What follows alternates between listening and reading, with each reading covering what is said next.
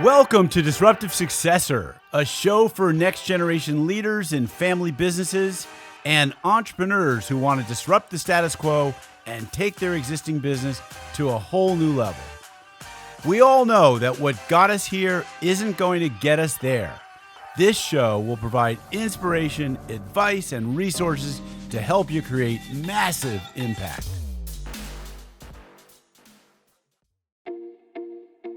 This podcast is sponsored by myself, Jonathan Goldhill, and my company, the Goldhill Group, where we provide coaching for growing companies.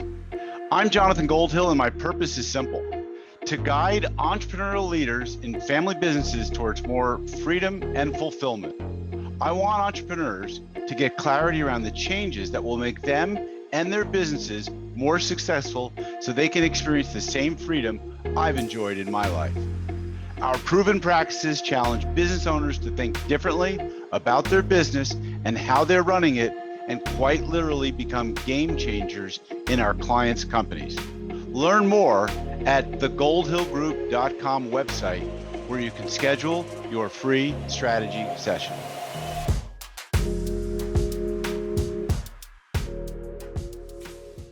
Hi, this is Jonathan Goldhill, and welcome to another episode of the Disruptive Successor Show. And today I have a special guest. I always say that, don't I? But today is extra special because Jim Muehlhausen is someone that I have known for, I think, maybe 20 years or 15 years. Jim is definitely an entrepreneur. And like many, he starts off having gotten a CPA, been a franchisee, also got a law degree and was an attorney, a business owner, a consultant, a franchisor, a public speaker, a university professor, and a 3-time book author. I've given out many copies of Jim's book, and I really still actually enjoy it. And his newest book is one that we're going to talk about today. It's called Half Retire, and it is a perfect solution for founders or owners of businesses who are struggling to pass the baton on to the next generation. So a little more background on Jim. So Jim actually had, his grandfather had a spring manufacturing business that his father was in and that he thought he would go into in college. But his fate was sealed when the business was sold. So Jim went off to law school at Indiana University, and then he became the youngest franchisee in Meineke discount muffler history. He sold that business and then founded an automotive aftermarket manufacturing concern. Manufacturing is in his blood, and Jim is out of the Midwest, so there's no surprise there. So during his 9-year tenure with that business, the company achieved recognition from Michael Porter, the Harvard Business School wizard, and Michael had started something known as the IC 100, which is Inner City 100 Fastest Growing Businesses connection with Inc. magazine. And so that was a nice recognition. So a little bit more about Jim. 20 years ago, he founded his true passion serving as a consultant, business coach, and advisor to hundreds of businesses. He's conducted over 10,000 one-on-one consulting sessions. He's written books, including The 51 Fatal Business Errors and How to Avoid Them, and Business Models for Dummies. Jim, if you have those books handy, I'll have to grab them off my bookshelf to hold them up. But if you have them, bring them forth. And he's contributed to many publications. And then he's most recently written the book called Half Retire Blueprint, which is a step-by-step process helping business owners create a profitable alternative to selling their business via half retirement. Half retire, keep your business, ditch the stress. Jim is also the founder of something called CEO Focus, which he's neglected to put in his bio, but I know that's how I know Jim in the first place. CEO Focus is a peer-to-peer group for CEOs like Vistage, like the Alternative Board, like Christian C12, I guess it's called. So lots of peer-to-peer groups like my Disruptive Successor Mastermind groups forthcoming. So Jim is a wealth of knowledge. He's worked with tons of family businesses. Jim, that's the longest bio I've ever read on air, and and well deserved. Thank you for being on my show today. I'm sorry it was so long. Like most entrepreneurs, I'm a meanderer, you know. Didn't If never plan to go to law school, never really planned to write a book either, let alone three. Yeah, so let's start where most people are listening because they have family businesses, and we know that family businesses are the most predominant type of entity, although it's not a form of entity, but it's the most common entity in the world. And even in the United States, where probably 60% of businesses are somehow family owned or controlled. So your grandfather has the spring manufacturing business. Your father was in it. Were there other family members in this business? Oh gosh, yes. I mean, I know all of my dad's childhood friends because they all worked there. Wow. I mean, Okay. all you had to do was either have the last name of Muehlhausen or no one, and you were set. And it was a very successful company. I mean, I'm sure you've seen it. I've had lots of contact with family businesses. My best customer at my automotive company was a family business in Cincinnati, and it was actually very functional until it wasn't. And then it kind of went boom a little bit. But you've seen it, and this was a surprisingly successful business despite the nepotism, despite the family members. And when it got to the third gen, what's the old saying? Shirt sleeve to shirt sleeve in three generations. That's exactly right. Tell people Third what that generation, means. baby. Yeah, exactly. It means basically the second generation enjoys the first generation's success, and the third generation spends it all and then ends up in shirt sleeves again, like boots on the ground, trying to rebuild or restart. And so, yeah, you were the third generation. And so, and I was really technically would have been the fourth generation, didn't make it. And my family's business sold in the third generation too. So know that story. So you thought you're going to go to college and then go into the family business. Oh yeah, it was the seventh largest spring manufacturer in the country. They made a lot of money. It was very profitable. I got a taste of it when I was a teenager. And of all my cousins, on the Muehlhausen side, most of them weren't qualified, but none of them had an interest, whether they were qualified or not. I mean, I basically had the inside track out of 13 cousins because I was the only one that had anything resembling qualifications and the desire to do it. And I thought, well, gee, this is a pretty good gig. I saw how my dad had it. I saw how my uncles had it. And but basically one of those Hatfield and McCoy situation, it was effectively a 50-50 group of partners, and one wanted to sell it. The other did not. It got very ugly. My dad had a heart attack when he was 50. Had never worked again because they told him he couldn't take the stress. He was kind of glad when the money came in and he didn't need to work, and he didn't need to because he got enough money. But he was retired before he was my age. Wow. And so, and you're in your 40s, right? I'm just kidding. I'm in my early 50s. Are you really? Okay. Yeah. Oh, wow. So when you were in college, did you think that you might become CEO of this business? Absolutely. Because I know you've got a great business mind. That's what I've always known about you.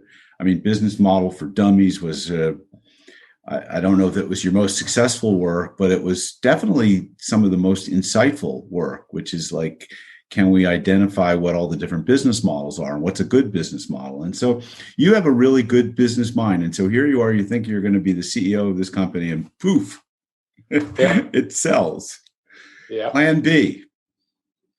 I know. Plan B. It's called stall. Yeah. I had an accounting degree, and I did want to be an accountant. I had the luxury of working a couple summers in an accounting firm, enough to know what you really get a job for as an accountant. You really don't do the type of accounting I thought you would do.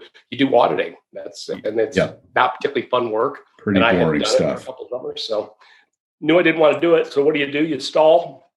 I was pretty good at school, so we'll go. But a semester into law school, I was like, oh dear God, what were you thinking? I don't want to do this. I thought I didn't want to be an accountant. It's like, where's the accounting work? I want to be a lawyer. Right. And so I was too chicken to quit, frankly. I was too chicken to quit law school. But I started shopping for a franchise, and I brought a buddy from college in on the deal. And we, kind of split the first Meineke, and we had a chance to buy a second one. And then we had a chance to buy a third one while I was still in law school. So I never needed to practice law. You can guess how much money I've made as a lawyer to the penny. You can get it right because it's Zero. zero. Zero. That's a So I great never had to story. practice. Had a Right. business and, then sold that, started another one, typical entrepreneur story. Yeah. Yeah. I always wondered about people who I went to school with who decided to get like a joint JD MBA. I always thought, really? You're going to do both of those? But, then there were those who did the joint accounting and law degree. And I thought, man, you are gluttons for punishment because that's a lot of data and not that interesting after a while. So not if you're interested in art and fashion and women and other things that would be great distractions to that type of stuff. So, all right. So you've worked with a lot of family businesses as a consultant, and I'm sure your coaches, your facilitators have worked with a lot of family businesses. And I know that, one of the challenges is pretty common is the next gen being unqualified to take over the business. Certainly in your own family business, you saw a dozen cousins who were not well qualified to take over that family business. And so what advice did you practice maybe going back years ago with some of these family businesses in those situations? And did you? Well, I think, here's the things. I'm sure you've seen the same things that I've seen. Number one, you've got the founder or the person in charge, right? It could be a second generation or whatever, who's getting ready to retire, and they want the kids or family to take over. But but there's two problems. Either one, they're not qualified, right? Well, I'd really like, Bob or Sally to take over, but I'm not sure they can do it. Then you've got the ones, and I saw a lot of this in the rep business. I was in the automotive business, and believe me, being an automotive rep in the 80s and 90s was a nice little business. But I was just dumbfounded how few of the kids wanted anything to do with the business of the parent. They had built a nice life. They had lake houses and they had nice cars and they had a pretty good life. And the kids were like, no way, don't want anything to do with it. I'm sure you see a lot of that. Sure. And I mean, some of that's related to just looking at the business and saying, like, that's not interesting, that maybe not viable for another 20 years. But most of it you're talking about is like an emotional or a lifestyle decision they're making. Is that right? I think I think about this woman that I talked to in Seattle, and the father had a very large chain of dry cleaners, right? Mm-hmm. He was not ironing shirts. He had like 30 dry cleaners or something. He was a business person. Right. But I think when the kids see the parents' life as an entrepreneur and they haven't, had to be the one that started it and put their blood, sweat, and tears into it, that a lot of them are like, I don't want anything to do with that. I saw how mom and dad, had struggles or it was up and down and they want something more steady. And so they're just not interested regardless of how good. Look at my cousins. Yeah. This business made ridiculous money. Right. The spring company made stupid money. Right. And I was like, hey, I would like to participate in that stupid money and have a nice company. And they could have cared less. Yeah. And you're scratching your head going, why? But not everyone is an entrepreneur. And then of course you get into the one where dad thinks that the son isn't qualified, but maybe the son is qualified. And then you have the situation where dad thinks the son is qualified, but maybe the son isn't qualified. Yeah. I mean, it's a tough thing. I mean, I know that in my grandfather's business, it was his three brothers and their father, and then some of their children. It was a very successful company. It was a couple thousand employees, largest private label men's suit manufacturer in the United States at the time. And my uncle, who might have gone into the business, he wanted nothing to do with it. He became a Chinese history professor and went off to Taiwan, then Formosa at the time, to study Chinese. And then went on to Harvard and Wellesley, and he had no interest in the business. And I know my father, who was not related by blood, and my uncle, also not related by blood, they went into the business and my father went to law school at Yale. He could have been a good lawyer, but he hated practicing law. It was horribly boring. And he went into the family business. Of course, he didn't last very long because he died very young. But a lot of people just don't have it in them. And yet it doesn't require an entrepreneur in some of these businesses. It could just require some great management skills, and in other cases, great leadership skills to take the business to the next level. I mean, the entrepreneur is the person who really like starts the business and drives it. But I mean, some of these businesses like yours and my family's was large enough that really a skilled manager could have done a great job, and a leader would have done an even a better job. So, well, and just like those situations where the third generation blows up the business, you see the other situations where the third generation does things with the business that the previous generations could never have dreamed of, in a positive way, right. because of what you're talking about. That getting a business from nothing to a viable entity is a certain skill that a lot of entrepreneurs have. But sometimes they get to here, and I never believe an entrepreneur is capped out, but Right. that their skill set is probably better suited for maybe starting another business than it is to take a mature business to that next level. And like you said, a professional leader or manager could in fact be better.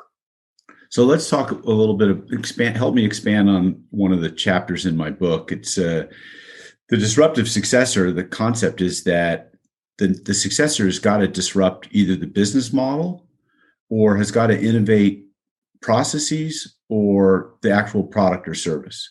And I'm sure you've have lots of examples from your business model book. But if you first of all, the processes is the easiest one because technology is being thrust upon us every single day. So if you're not using apps or software to manage your business, your customers, the transactions, your fleet of vehicles or your people, then you're missing out on a ton of things. So those are the easy things. It's the product or service innovations and the business model innovations that are really, really challenging. What interesting innovations have you seen that, either a next generation leader or just people who are disrupting industries that excite you? Maybe business model disruptions, product, service disruptions. Anything come to the top of mind? Oh, there's lots of things. I think, well, number one, I think all of us are inclined to remember back from the old days, zero-based budgeting. Mm-hmm. God, I mean, no one ever uses that term anymore, Right. But it's a great concept, and I think that people could stand to do that. But a lot of times you get into a situation and you start tweaking. I call it with a twist, right? Oh, well, what if we put a slice of lemon in the tea? Right. Okay, it's still tea, right? Maybe we need to be drinking something that's not tea. And so if you start with a clean whiteboard, and one of the questions that I love to ask people is, if you were starting over, would you start this business? Yes. Would you start this business in this form? Would you price it the way that you're pricing it? Would all the variables be the same? And of course, the answer is no, to some extent. Whether it would be, we wouldn't even be in this business. It's it's mature and it's getting over competitive or whatever it would be. Let's make a pivot. Or I remember I had a client for half retire that did on-site repair for veterinary equipment. And this guy wants to half retire. And he's the primary fixer of this stuff. And of course, he's tried to hire someone and it doesn't work because they're not him.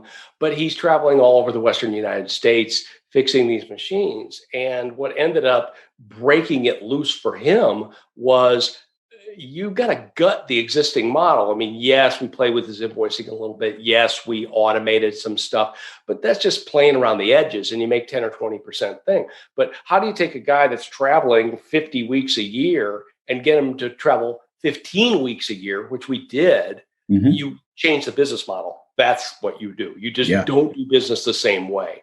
Yeah. And it takes guts to do that. So the question again is, if you had to start this business all over again today, would you start this same business or how would you do it differently? Is that the question? I think that's a great place to start. I mean, you asked me kind of what topics are blowing up my skirt these days. Mm-hmm. And one of the ones that I love is, I call it pricing innovation. Mm-hmm. and you see it, right? I mean, look at, I'm due to renew my QuickBooks, right, for my own company. Yep. And I noticed that no longer I can have my nice desktop version that costs $150 for 3 years. It's now going to cost me, I think it's going to be $189 a year because it's going SaaS. Yep. Forget the online model that's even more expensive than that. Mm-hmm. But they aren't going to offer an installed desktop version anymore. It's going to be a yearly subscription that's more than triple the price. Yep. That's an interesting pricing innovation. I mean, it's like we're not going to allow a downloadable copy anymore. It's an annual subscription, and they did it with Quicken as well. But that's some serious revenue. Or how about Netflix? I mean, this one's in the news, right? I remember Netflix stock went down on the news that they were going to crack down on people sharing passwords. And I'm like, why would it go down? People aren't going to stop paying $14 a month because they're going to buy their own password. Their revenue is going to go up, not down. I don't know that that's innovation, but it takes some guts to do moves like that. And I'm sure you see it where people are leaving money on the table. And all the good things that you and I want to do with a business and the owners want to do with a business are paid for with margin. Right? All those innovations cost money, whether it be I need more people, or I need to hire somebody great, or I need a piece of equipment, or we need to buy a competitor or expand. All that's paid for with margin. And if you can expand your margin, you now have the luxury to tackle that stuff. And so the only real way to expand your margin is to differentiate your product or service so that you stand alone in the market, looking more like you're in a category of one, and that there's nothing to compare against. This is difficult work for a lot of companies, but that's the real work, I think, is to figure out how to differentiate, your messaging, the customer experience, tweaking playing around the margins maybe of the product or service, or wholesale, changing to a SaaS software as a subscription model. Everyone wants recurring revenue. It's a great, predictability in terms of owning, running, selling a business. These are tough things to do, but these are the questions that people need to look at. Is that some of what you talk about in your book, Business Model for Dummies? Oh, absolutely. I mean, that's a big slice of the pie is what we call the revenue model. Mm-hmm. And that's one of the things that we did with this guy with the X-rays. I said, you just need to we went to a subscription model was part of what we did, was go to a subscription model. And he also, this is going to seem so simple. And it's like, well, Jim, I thought you were a rocket scientist. This is simple stuff. Yeah. But it's easy to see when it's not your business. I call it fresh eyes. You go in, you got fresh eyes, and you can do that clean whiteboard because it's not your life. It's somebody else's life. But he was letting clients call up and schedule. And I was like, you need to just be a little bit more of a hard ass about this, and you need to control the schedule, and you're going to tell them that you're going to be in Boise, on these days. And he had the luxury of kind of being the best game in town or the only game in town for this. And I call it dictating terms. Mm-hmm. And he had the power to dictate terms much more so than he thought that he could. And he was not only, in this case, it wasn't necessarily leaving money on the table. He was leaving sanity on the table because he wouldn't dictate terms when he could. Yeah. Well, I think if you're an entrepreneur and you're not looking at how you can restore freedom back into your life or get to freedom, then the journey is just no fun, because otherwise you just become a slave to your business. And we know what, a lot of businesses like that, what the experience of being a technician in your business and being a slave and, having to go to all the veterinarians, being a Willy Loman, traveler, salesman, repair person, like that's no fun. That, it might be fun for a few years, but it gets old quick. So good that you were able to change that. So do you find that it's more difficult for older people to change things in their business, and that the older that they get, the more set in their ways they become? No. The answer, of course, is yes. And as you and I get older, I'm sure you're experiencing the same thing I am, that it's like, oh my gosh, what is wrong with me? It's like, going to get me one of those crotchety old fart signs here in no time. My daughters keep teasing me.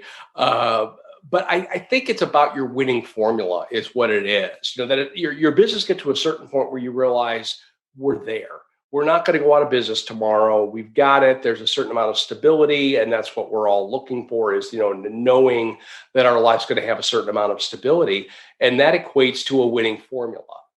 And you now know how it works, and you know what doesn't work and know what does work. And there's a reluctance to change that winning formula, even if you're getting your frog boiled. And that's what you were talking about, right? Because I see business owners that are willing to put up with the grind a lot more than they should. Right. I look at it and I go, why are you willing to travel 50 hours a week? And he's like, well, that's just how it is.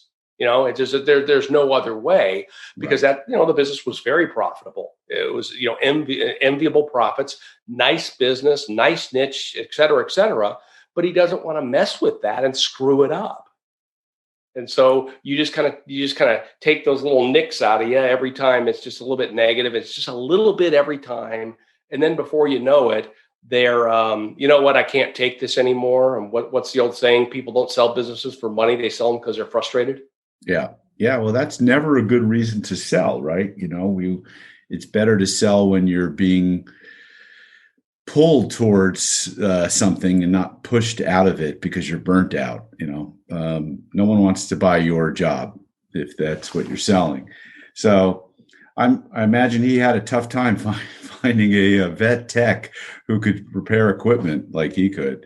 So it's good. You do it. And again, no one wants to buy your job. I think that's what people forget on the smaller side of businesses is that if you're talking about business that's going to sell for, say, $1 million, okay, but there's a portion of that where they're really paying for your job. You're paying for the work that you do, and you probably make a decent income, and that's no different than a franchise. A lot of those are just buying a job. Yep. But then hopefully there's this piece that is called the equity income, right? This is what we call the hard-earned income. You got to show up to get it. Yep. Then you got this piece here that you get, just like if you own stock in Google, you make a return on that, and you don't have to show up in Silicon Valley and knock on the door and say, I'm here to do some work. You just own the stock and you get paid for it. You own a utility, you get a dividend. And that's where the real money comes from, is selling your equity in the business, not selling your job. 100%. And I wish I knew that 20 years ago when I first started my consulting coaching business, but I chose a lifestyle path and I'm sticking with it. So I sold my Meinekes because I was frustrated. I mean, believe me, the deal wasn't bad, and I was 26 or something. So it was real good money. It was like, oh, that's a lot of money. But in retrospect, I should have half retired at 26. Let's talk about half retirement. Yeah, you talk about it as a transition plan for family businesses. First, tell us what are the main points of the book. Again, it's called Half Retire, Keep Your Business, Ditch the Stress. Sounds like I can figure out what it's about, but tell us a little bit about it. I think there's 3 people that qualify for half retirement that should be interested. The first we'll call a value gap, meaning I went to the business broker and they told me I could get $1 million for my business, and then I compute the taxes and the fees and all of that. And I go, okay, well, what am I going to invest it in? What kind of rate am I going to get? And I'm taking a huge cut in my income, and I don't have enough other assets to really fund retirement the way that I'd like to. They have a valuation gap. That is a lot of businesses that I see. And half retirement is an option, because you know what a lot of them are doing is playing ostrich and just putting their head down for 5 years and pretending like they don't want to retire. And that'll work. I mean, they'll still get the income. They'll get a lot of the benefits of that. But that's not a great way to live your life, right? What half retirement's about is getting rid of that selling your business because you're frustrated piece. Is what if you could work 2 half days a week and keep your income? Why would you ever sell that business? At some point you may, but why would you sell a business like that and forget the fact that you can sell it for more? But that's what we're shooting for, is getting you to work as much as you want, doing the work that you enjoy, not the work you have to do, the work you want to do. We call it your Picasso work, and you're usually very good at it, and it's usually very valuable. And that's how we can cut the work down, is that we trim the garbage, or what we call this hairball of work that we all get, right? All this crap comes in and you're just the catch-all. Yeah. But inside that hairball is this genius work, your Picasso work, that only you can do. And if we can get it down to just that Picasso work, you can add a ton of value, keep your salary, and be out of there and enjoy your life and then have this balance. So that would be group one. Group two doesn't want to retire. Baby boomers don't want a gold watch. They don't want to play shuffleboard or golf all day. They want to stay active, and their social connections are at work. They got a whole bunch of perks, from tickets to cars to all those goodies that you get as a business owner.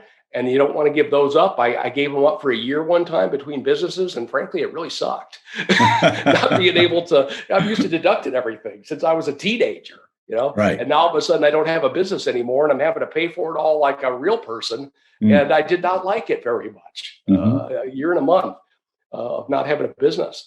And so, they just want to stay active, but they don't want it to be the grind that it is today. And then the last is really your bucket, that they're looking for a way to keep it for their employees. They're looking for a way to keep it for their family, which would be a subset usually of the employees.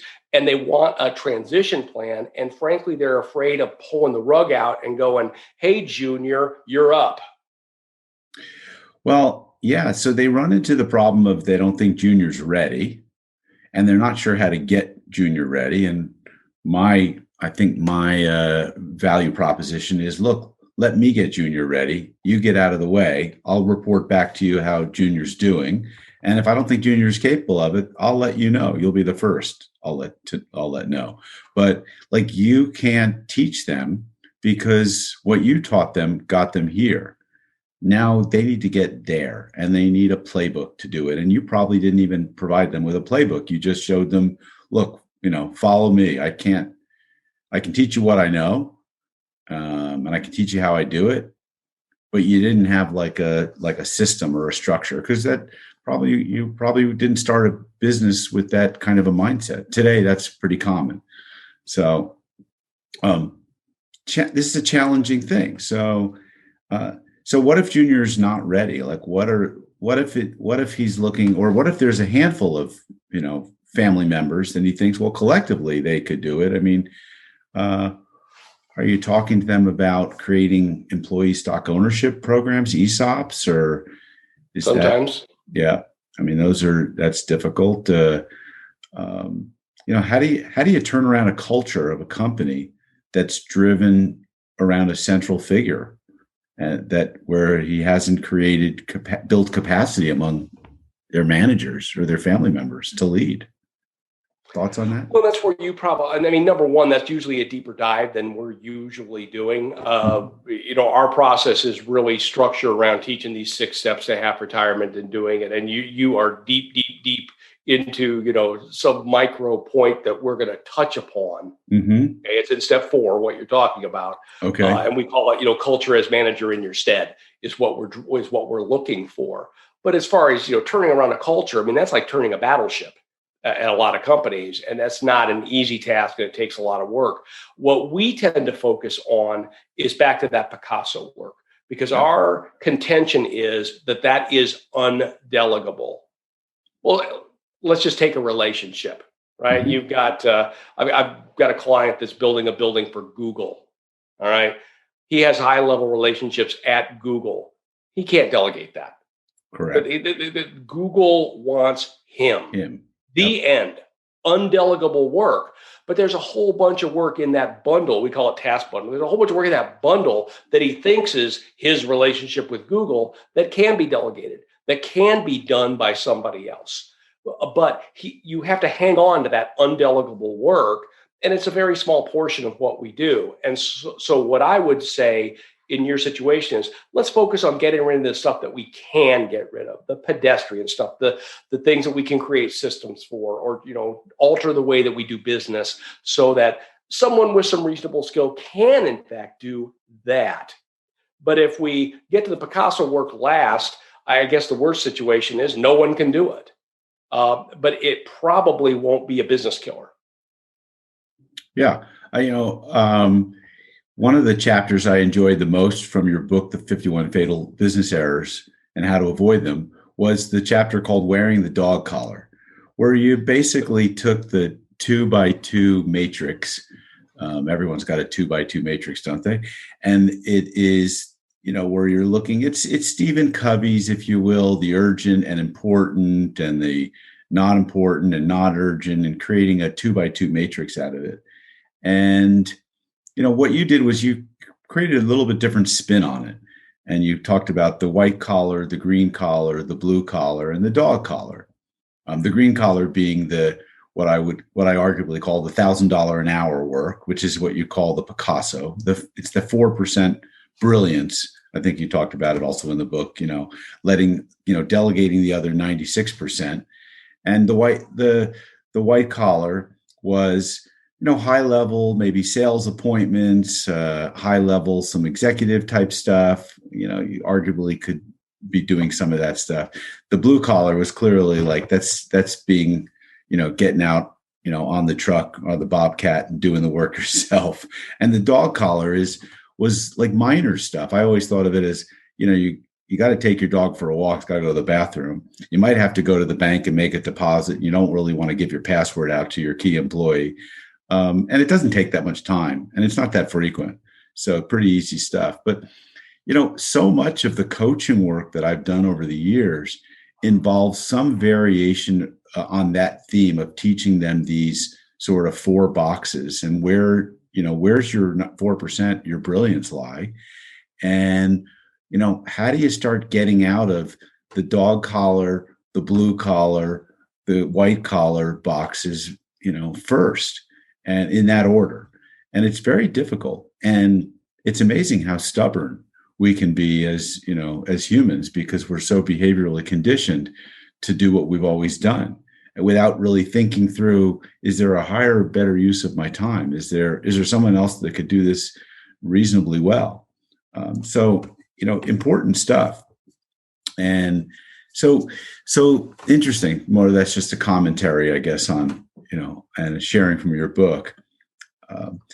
So we thought there was going to be this, they called it a silver tsunami. It was going to be a massive exiting by boomers of their businesses. And that was predicted to happen, I guess, starting about maybe a handful of years ago, 5. It was like 12 or 14. I forget what it was, but it was a long time ago. Okay. And like it didn't quite happen. And there's probably several reasons why, but I think your half retire is a great alternative solution to those who aren't going to exit, aren't ready, don't want to, So tell us a little bit about some of the 6 steps that are in the book without giving away all the secret sauce. But it's all in the book. No big deal. You can find that on the way. You can download it on the website for free. I'm not giving anything away. Feel free to download the blueprint on the website. But so here are a couple of surprises, I guess, right? Mm-hmm. So step 1 is what we call the magnet. Mm-hmm. And that meaning if you don't have a powerful reason to half retire, I promise none of the stuff that we're talking about is going to work. Okay. Well, because we get people that want to play around. They like the concept. Oh, yeah, that's great. But they really don't have a reason. And then, of course, none of the stuff that needs to happen happens because they are. Now, for instance, I heard one of my favorites was my husband and I agreed 2 years ago that we were going to retire together. He did. I did not. I broke my promise to him. Right. And so she was highly motivated to find a way, but like a typical business owner, very successful business, enviably successful company, and she just couldn't get out of the middle of it. And really, what did the big trick for her was step 2, and step 2 is what we call the mindset stuff. And this is where I think it's different from some of the things that talk about systematizing, and that's really step 3, our Jenga step. But the mindset stuff really differentiates the half retire stuff from some of the other stuff, because we contend that the mindset that grew your business from here to here is not what's going to help you half retire. Because we are all in that growth mindset, and there's nothing wrong with growth, but half retire is usually about a different amount of growth. I was a little, well, is my income going to go up? Or are we going to continue to grow? And I'm like, well, yes, you can, but I don't think that should be, if that's your first goal, you shouldn't be talking half retirement. Our goal is, I want to leave your profitability the same and radically reduce your work. That's a pretty good trick. Right. Exactly. And now you're going to throw grow on top of it.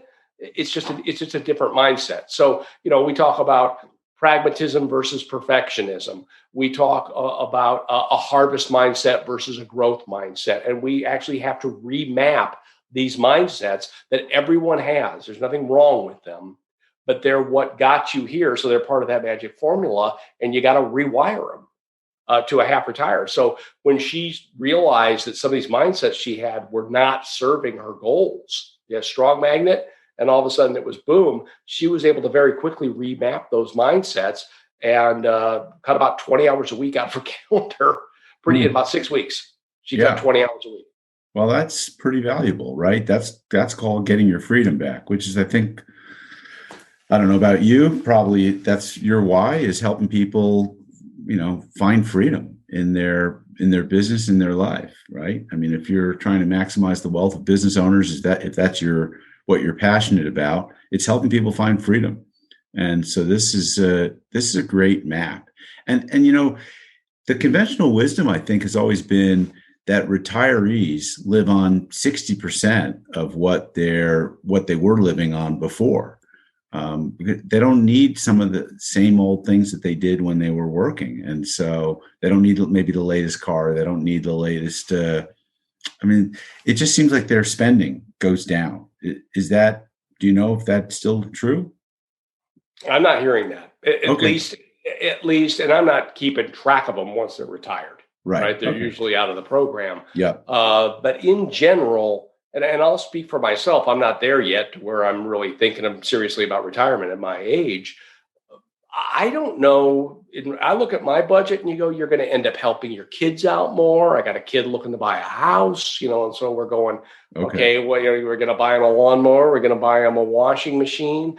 And you see how your support of your kids and your grandkids may make up that 40% that you're thinking that you're not going to spend. So what I'm seeing is I think people want to keep their budget the same as what it is. Well, I know someone who's a bit older than you thinking about that. Yeah, I would want to keep my budget the same. So I get it.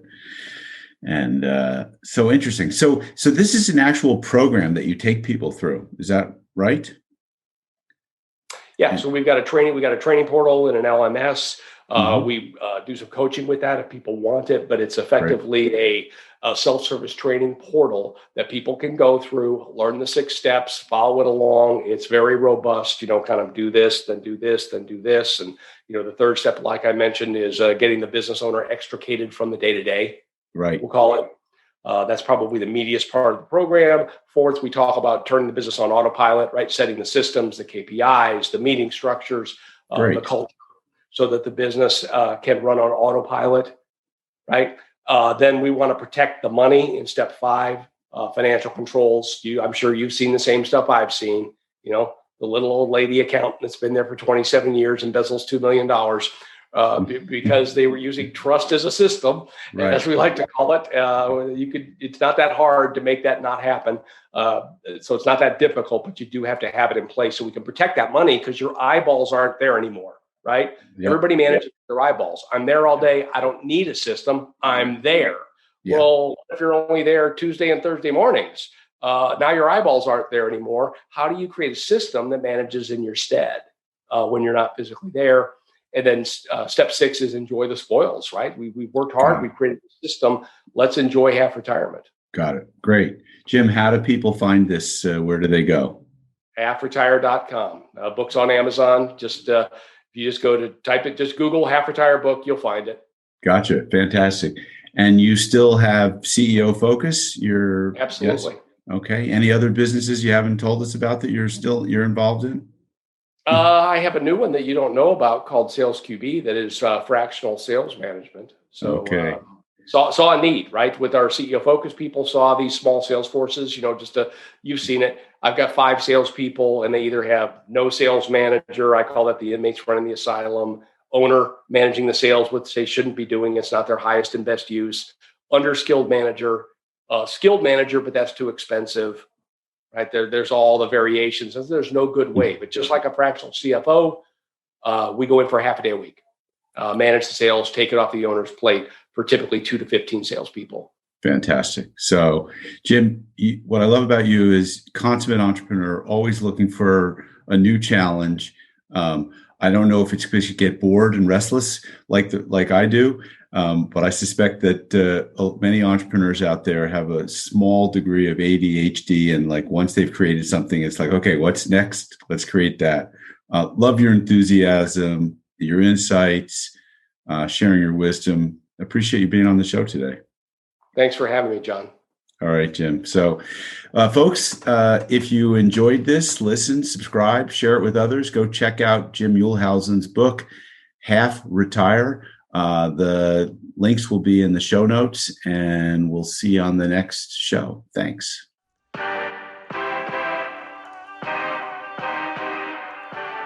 Thank you for joining us on the Disruptive Successor podcast. If you enjoyed today's episode, please subscribe, review, and share with a friend who would benefit from the message. If you're interested in picking up a copy of my book, Disruptive Successor, go to disruptivesuccessor.com. This podcast is sponsored by myself, Jonathan Goldhill, and my company, the Goldhill Group, where we provide coaching for growing companies. I'm Jonathan Goldhill, and my purpose is simple: to guide entrepreneurial leaders in family businesses towards more freedom and fulfillment. I want entrepreneurs to get clarity around the changes that will make them and their businesses more successful so they can experience the same freedom I've enjoyed in my life. Our proven practices challenge business owners to think differently about their business and how they're running it, and quite literally become game changers in our clients' companies. Learn more at thegoldhillgroup.com website, where you can schedule your free strategy session.